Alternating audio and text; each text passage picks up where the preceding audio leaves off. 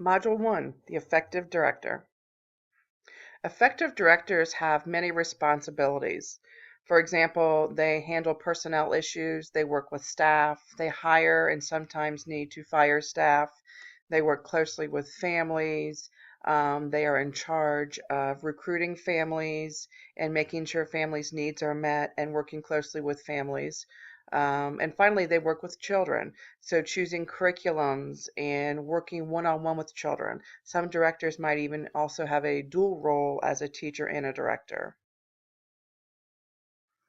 So when we talk about the roles specifically, sometimes due to ratio issues, the director can be also a teacher in the classroom, or another example might be they are when a teacher might have a doctor appointment or someone calls in sick, they might substitute in classrooms. Record keeping, they're doing all of the records, including budgeting, keeping track of tuition, and taking care of licensing issues related to record keeping. Secretary, answering phones, depending on what the staffing is like in the center. Directors can hold various roles, including roles of a secretary, greeting people as they come in, or just simply doing the paperwork aspects of running a childcare center. Financier, again, with budget, they may handle all budget concerns. They may handle incoming budgets. They may handle startup or ongoing budgets, depending on how much of this task that they are going to be required to perform. Working with parents, this is probably one of the most important tasks of a director. Making sure families are happy with the services they're receiving, making sure you're meeting requirements with safety issues or possibly addressing children with special needs. Staff supervisor, you are in charge of the staff, the teachers, the assistants, the aides. If you have a cook or other employees within the center, you are basically the person overseeing everyone in the center.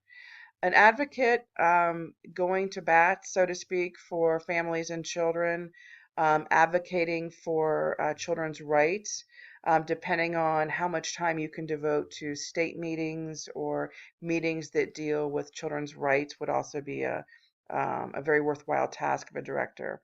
And then trainer, with a new step up to quality requirements, this will be a very important aspect of a director role, making sure that your staff meet all the professional development requirements.